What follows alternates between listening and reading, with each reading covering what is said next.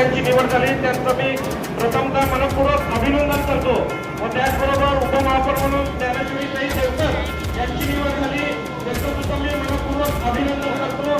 आपल्या सर्वांना माहिती आहे की गेल्या महापालिकेच्या इलेक्शनमध्ये भारतीय जनता पार्टीचे 102 पैकी 87 नगरसेवक निवडून आले आणि त्यामध्ये आपल्या महाराष्ट्राचे मुख्यमंत्री सन्माननीय देवेंद्रजी फडणवीस साहेब, आपले पालकमंत्री जयकुमार गोरे व त्याचबरोबर आपल्या शहरातले आमदार सन्माननीय देवेंद्रदादा कोठे, विजयकुमार मालक देशमुख, सुभाषबापू देशमुख व आपल्या शहराध्यक्षा रोहिणीताई तळवळकर यांचा सर्वांचा सिंहाचा वाटा होता।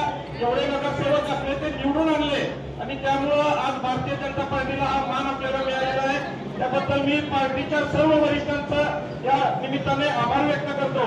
त्याचबरोबर अक्कलकोटचे आमदार सन्माननीय सचिनदादा कल्याण शेट्टी हे सुद्धा सोलापूर महापालिकेच्या निवडणुकीच्या काळात आपल्या सर्वांना माहिती आहे की त्यांनी सुद्धा अतिशय महत्वाची भूमिका या महापालिकेच्या निवडणुकीच्या संदर्भात निभावलेली होती आणि त्याच्यामुळे मला वाटतं आपण महापालिकेत सत्तेत आलेलो आहोत। पण सत्तेत येत असताना आपण जे वचन सोलापूरकरांना दिलेले आहेत त्यात प्रामुख्याने पाण्याचा प्रश्न असेल, आयटी पार्कचा विषय असेल। आपल्या सर्वांना माहिती आहे ज्यावेळेस पालकमंत्री जयकुमार गोरे यांनी पालकमंत्री पदाचा पदभार स्वीकारला त्यानंतरच खऱ्या अर्थाने सोलापूरच्या विकासाला खऱ्या अर्थाने सुरुवात झाली।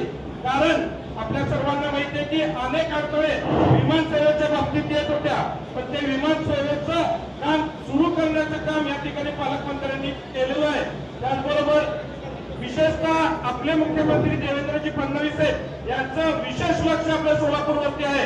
आम्ही ज्यावेळेस प्रचाराला जात होतो त्यावेळेस अनेक ठिकाणी अनेक महिला आपल्या लाडक्या भावाला मतदान करायचं अशी भूमिका अनेक महिलांची होती।